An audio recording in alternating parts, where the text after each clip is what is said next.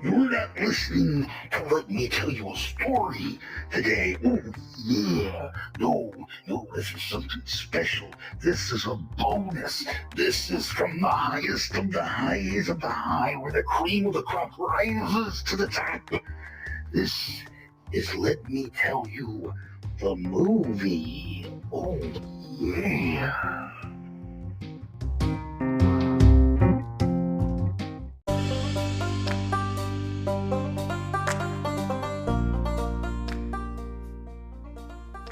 What's up, folks? I am Jonathan Phoenix. I'm Adams to Adams. And this is Let Me Tell You the Movie, part 2 of the bonus episode series for the Let Me Tell You a Story podcast. It's Friday the 13th, the spookiest night in the spookiest month. It's great. I love it. And Adam, what movie do you think we should do? Die Hard? That's a Christmas movie, Adam. No, it's not. Yes, it is. We'll talk about it at Christmas. What movie should we do today, then? Friday the 13th. Friday the 13th. That's a great idea. Friday the 13th is one of these movies that came out during the slasher craze of the 80s. And you've seen... the first one. Only the first one? Only the first one. So you haven't seen Friday the 13th. You've seen the first Friday the 13th. Let's understand, the Friday the 13th series is a whole big monster. You've only had a little bite. But let's tell them about the story. So it starts off at this place called Camp Crystal Lake. And Camp Crystal Lake's got some things wrong with it, you know. Of course, it's a horror movie, so it's got curses and roaming spirits and a bad history. Well, I don't know anything about the roaming spirits, but it does have a bad history. See, back in the 50s, there was a young boy named Jason. The camp cook was his mother. And Jason was mentally deficient and physically deficient. And the counselors were supposed to be looking after him. But they were off doing very naughty things that you should not be doing ever. As your father, I'm telling you, don't do these things. And remember, it's because sex, drugs, and rock and roll in the 80s were very bad things. So, of course, that's what the counselors were doing when Jason went into the lake to swim and drowned. Fast forward, after the camp was closed after the young boy died, and the camp is being reopened with a new set of counselors. They're coming back to restart the camp, and they're there 2 weeks before the kids arrive. When one night, a storm comes, and just some bad things happen, don't they? Yeah, just a couple. You know, the kids start dying. Dying, yeah. Yeah, dying in droves. And, you know, they can't figure out who's killing who. It's a mysterious machete floating around and killing them. Until they talk to the new camp cook, who tells them the story of Jason Voorhees, the young boy who drowned while the counselors were off doing naughty things. And what does she turn out to be? Isn't she the killer? Yes, she's Jason Voorhees' mother. Voorhees' mom. That's right. Jason Voorhees' mom is the first killer in the Friday the 13th series. Jason Voorhees wasn't even in the first movie, to a degree. Yeah, he does show up in 2 scenes. The scene where he dies, and at the very end of the movie, when the final girl is floating in a boat on the lake. He jumps out the water, grabs her, and pulls her in, only for her to wake up in a hospital. In my opinion, that's definitely the highlight, because in later Friday the 13th movies, Jason Voorhees is fucking big. He's big.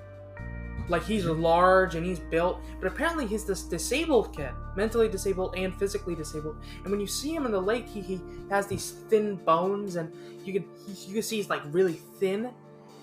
And he jumps up and he looks just not human, and he just drags her into the lake. But later, he's this big, bulky man with a hockey mask on, walking around with a machete.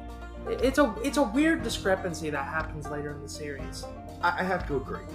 And he, like you said, he doesn't show up in the first movie. His mother does, and his mother ends up getting beheaded. Yeah, she gets dealt with. Oh, also Voorhees doesn't technically show up, considering it's a dream sequence. Yes. Fast forward a couple of years later, and what do? They go back. Yeah, because it's a horror movie, and what's the best idea in a horror movie? go back to the place where people were mercilessly butchered and try and do the thing that got them killed all over again. So they go back, and this time the killer is this big, bulky guy with a bag over his head. So the entire time you're thinking, oh, who is it this time?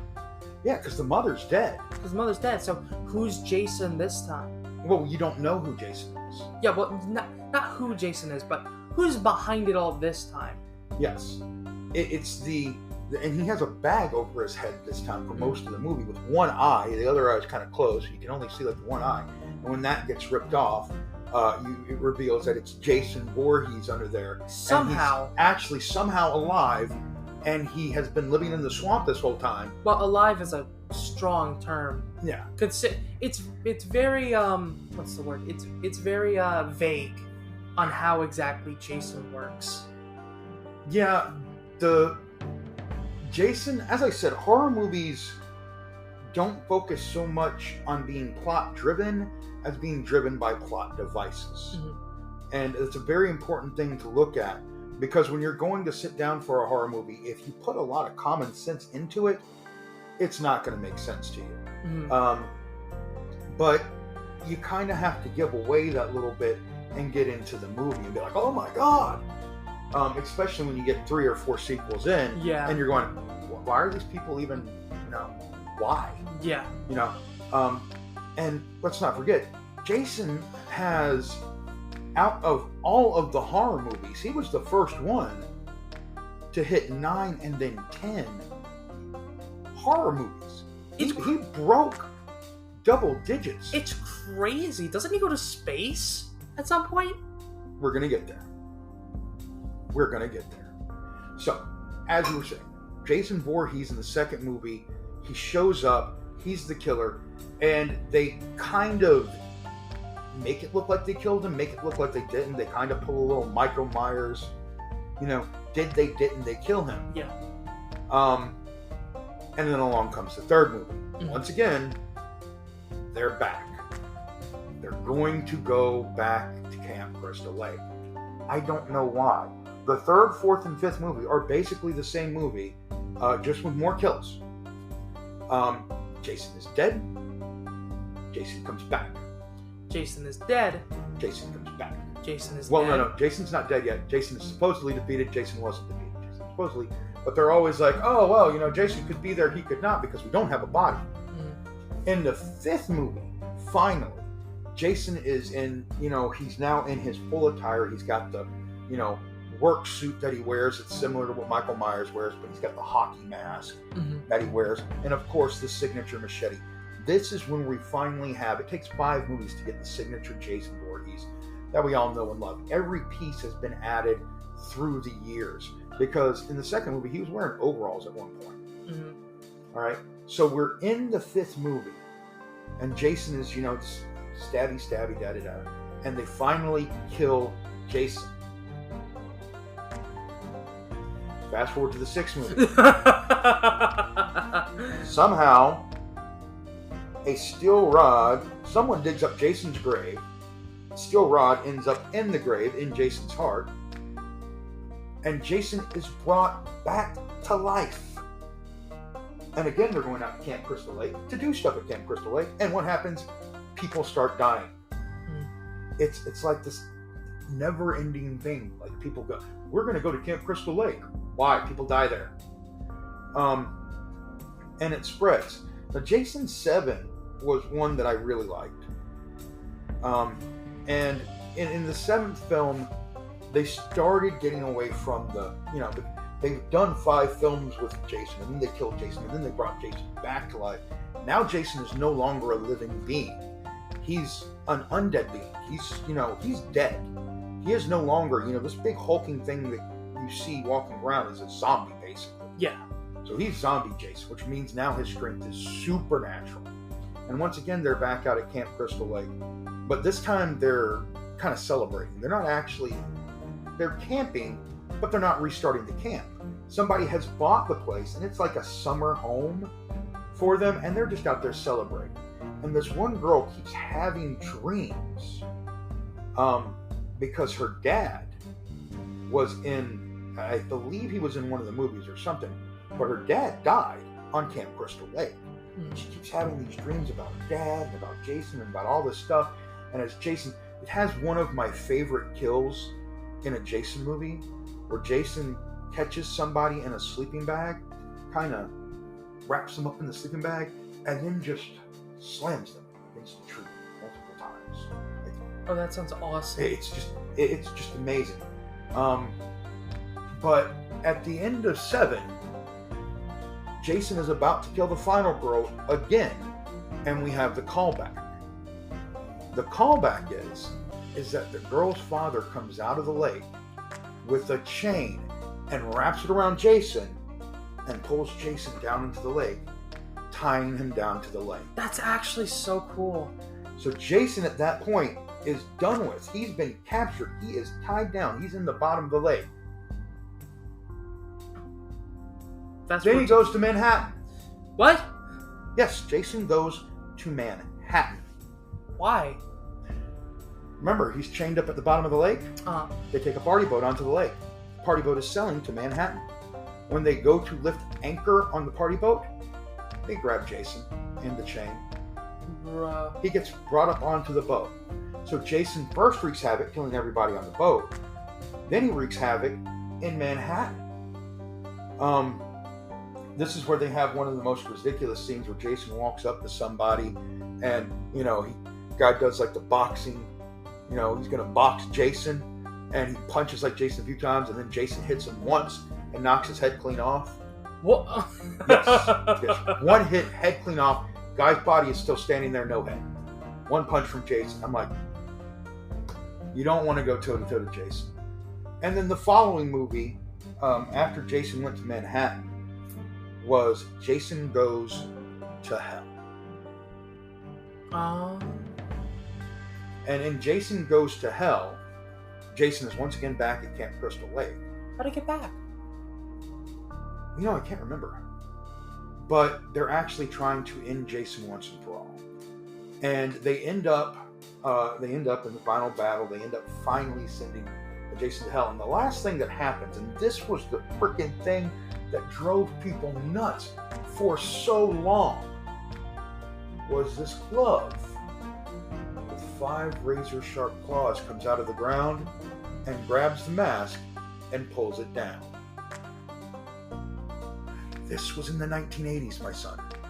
Understand, we didn't get Freddy versus Jason until the 2000s. Really? Yes. We had to wait for years to see that fight that was prophesized in Jason Goes to Hell. But of course, Jason Goes to Hell doesn't really work because then you have Jason X, the 10th Friday the 13th movie. Mm-hmm. And in this, they have found Jason. Wait, so hold on. Got a little fast. What exactly happened in Jason Goes to Hell? Well, so in Jason Goes to Hell, he's back at Camp Crystal Lake. And the survivors have kind of gotten together and they've tried to find a way to end Jason once and for all. So this time, it's not people are going out there and messing around on Jason's territory. It's people are going out there to fight Jason. This is basically what they tried to do with the new Halloween series in one movie with the Jason. And it wasn't the best Jason. Honestly, Jason Goes to Hell is probably the worst one of the series, unless you count Jason X. Of course, Jason gets his kill on, which is always a good part, but in the end, they do end up finally sending Jason to hell and burning him to death, and he's actually pulled down into hell. And the last thing that we see is, of course, the mask being pulled down by Krueger's glove, supposedly. That's supposed to be because even back then, we were talking about versus movies. We were talking about Alien versus Predator. We wanted to see Freddy versus Jason. We wanted to see Chucky versus Pinhead. We wanted to see Michael Myers versus everybody. We wanted to see it all. And Scream wasn't even out yet. There's always this weird, connection between horror movies and power scaling. It's really weird, but it's really interesting. Well, what's weird is that when you look at the horror movie villains, side by side, it's really, there's no contest. Okay? Freddy definitely is going to have the advantage over Ghostface and Michael Myers. But when you look at them, just when you put them together, it's like, oh no, these horror movie characters are they're unstoppable. They couldn't be stopped. It's worse than Goku versus Superman. You know, I guarantee you there's somebody that says Chucky would take out Pinhead. Makes no sense. They say it. That's what they believe. I don't believe it. If you've ever played Mortal Kombat 10 or Mortal Kombat X, they kind of really leaned into that. So they have like 5 or 6 different horror villains in that game. You can play as Jason, Bubba, the character from Texas Chainsaw Massacre. Ah, yes. You can play as Alien. You can play as Predator. What really sucks though is that they couldn't get Michael Myers. They tried to, but they couldn't get him. They really wanted to get Jason and Michael to fight each other, but when they couldn't get Michael, they went to Bubba and they got him in. Yes. And it's also unfortunate because they couldn't get Freddy Krueger back, because Freddy Krueger was a guest character in Mortal Kombat 9. And you know, these slashers, they definitely, like, the draw was to see them fight. And so that's what we thought we were going to get. But instead we got Wes Craven's New Nightmare on the Freddy Krueger side, and we got Jason X.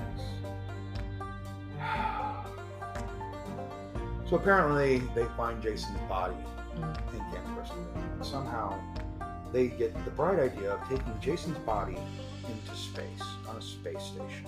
What? Yes. And at first, Jason is just regular Jason when he wakes up. He's frozen. Of course, they thaw him out on a space station, and he, of course, starts killing. And they fight him, and they end up knocking Jason into this, like, nano machine replication thing that's supposed to, repair things with nanites.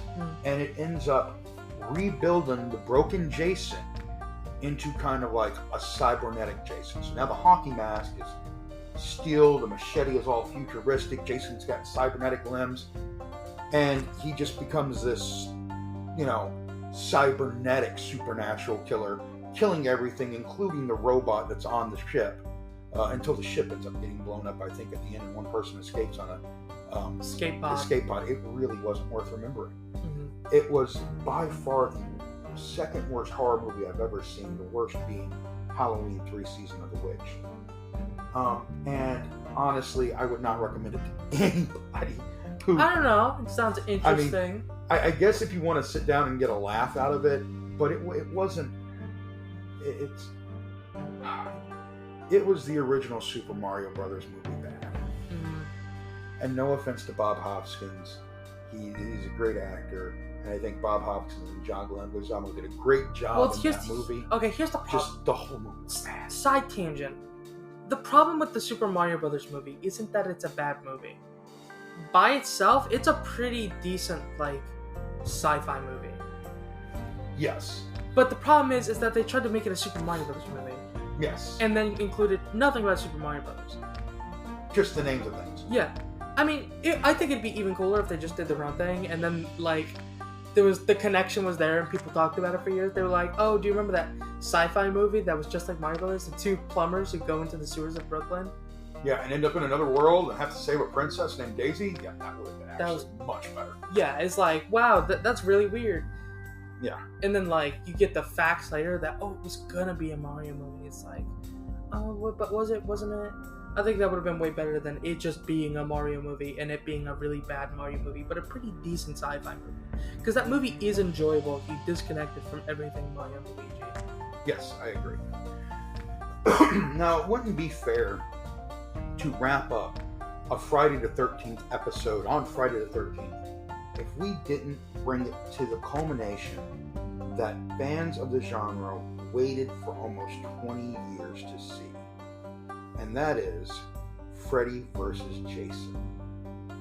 Yeah, how did that go? It sounds like that movie kind of flopped. Believe it or not, it's a very largely underrated movie.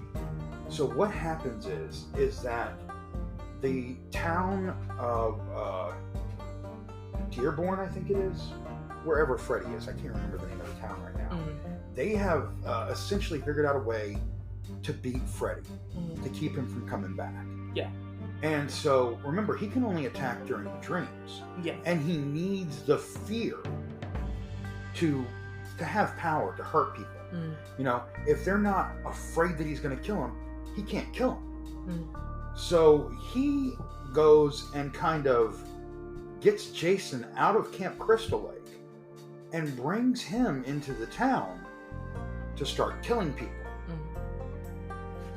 Freddy thinks that by bringing Jason in to bring in the killer and then to kind of take the credit, he'll build up the fear again, build up his power again, and he'll get to kill people.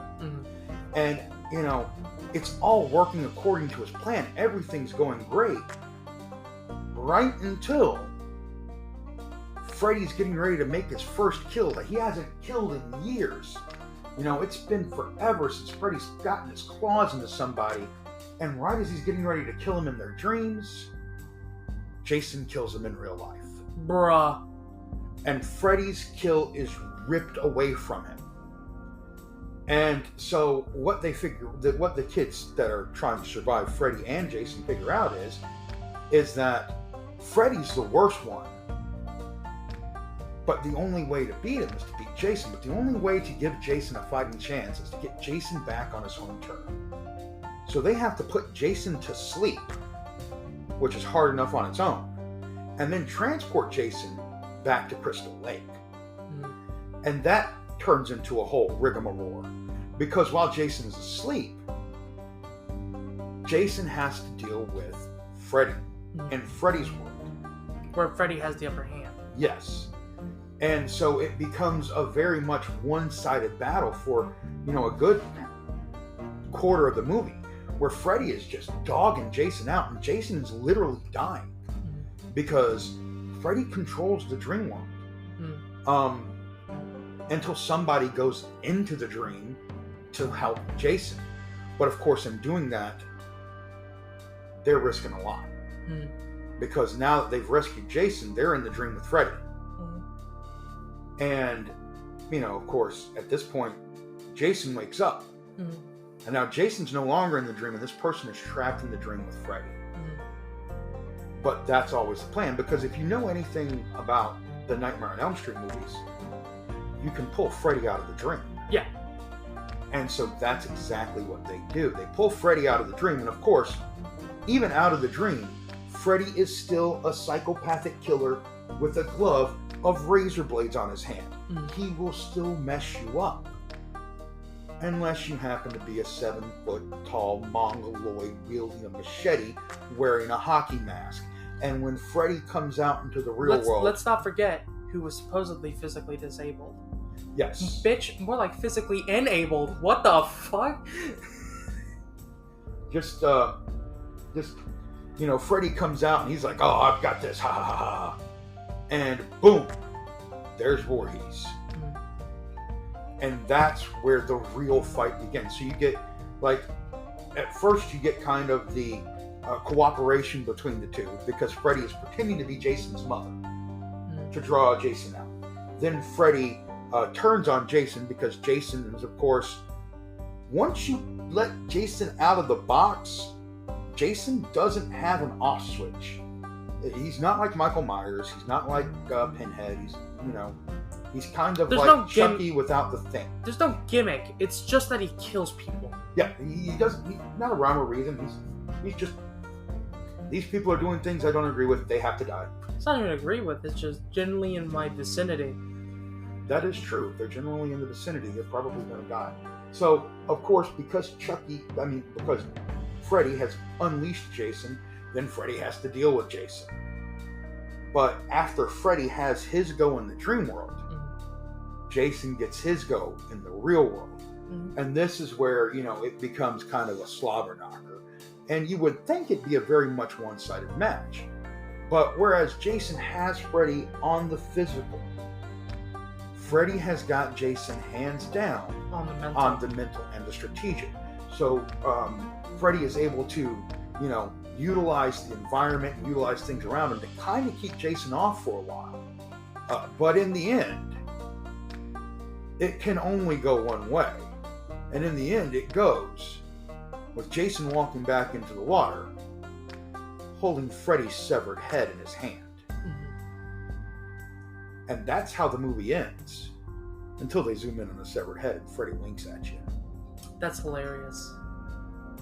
The fact of the matter is that this movie gets so much hate, and it was beautiful. You know, it wasn't a horror movie. This was a love letter to the fans. Jason was Jason. Freddy was Freddy, and it was written and plotted perfectly. How is Freddy going to get his power back? He needs someone to kill. Who better to kill than the unstoppable killing machine, Jason?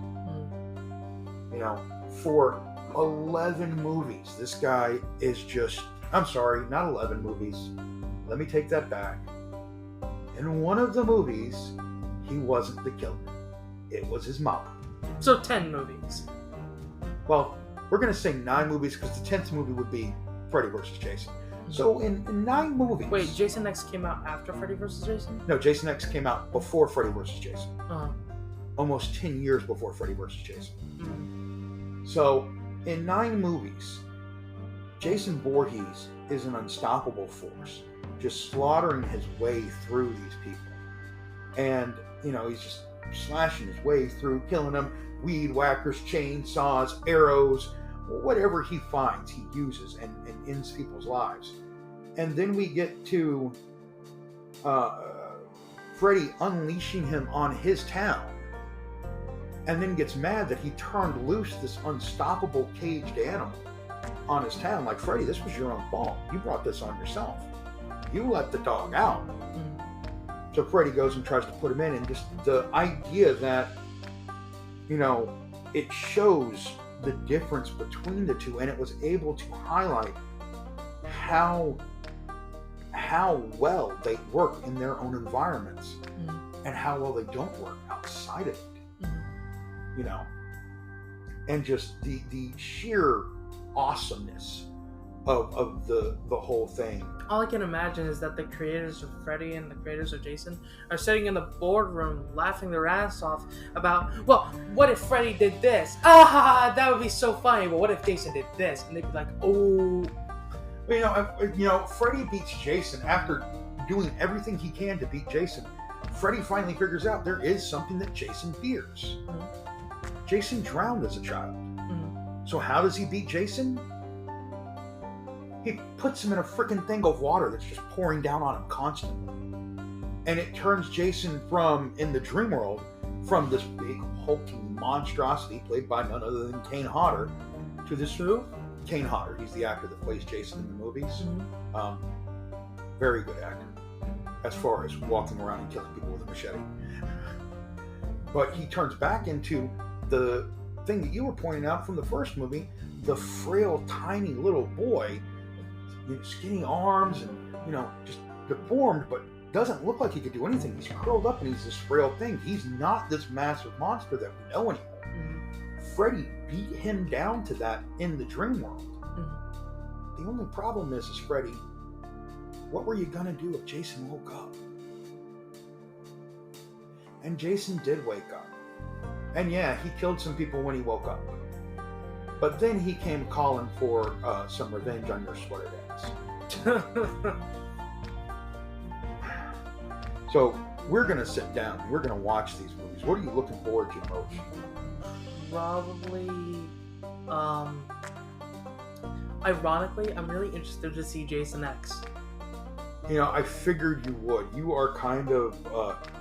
you kind of gravitate to those. They're so bad it's good movies. And I think that's going to be your favorite of the series because of that.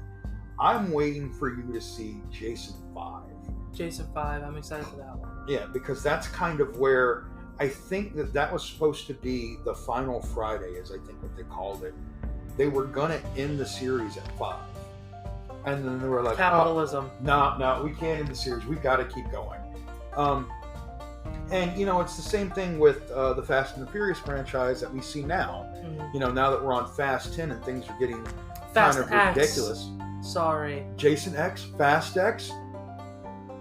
Are we getting some? Oh, I know what it's going to be next. Fast versus Jurassic. What the fuck? Yeah, that's going to be the next one. The Fast versus Jurassic movies. Fast and the Furious versus Jurassic Park. Dun, dun, dun, coming next summer to a movie theater near you. That'd actually be kind of sick, though. Really? What? Like I know what's going to beat these dinosaurs. Family. But the Fast and the Furious franchise hit its stride and kind of came into its own. And there was a point where, and I know some people are going to hate me saying this, there was a point where they should have just said, okay, that's enough. But they kept making movies. And the movies kept making money, so they kept making movies. Have there ever been any more Friday movies ever since Jason? Believe it or not, they did try to do a reboot in 2013 or 2011. And it starred Jared Padalecki from Supernatural, the Sam Winchester. Really? Yes, he played in the That's movie. kind of funny considering Dean was in the My Bloody Valentine. Yeah. Yes. So they both did those movies around the same time, and it didn't catch on. Jason has kind of weirdly fallen into obscurity, even though he hasn't fallen into obscurity. It's just there's been no move to resurrect him. I mean, that was that game back in 2017.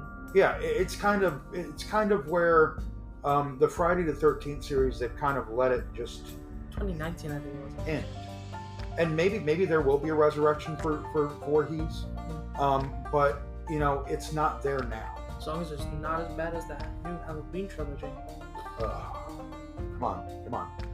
Let's not go there, all right? I'm trying to keep upbeat about these. I'm just foreshadowing a future episode. Alrighty, so final thoughts on the Friday the 13th series. Now that you know the story, sounds interesting. I'm really excited to see them one day. All right, so ladies and gentlemen, this has been Let Us Tell You a Movie. I'm Jonathan Phoenix. He's Adams the Adams. We are happy that you guys joined us, and stay spooky, my friends. We'll see you real soon.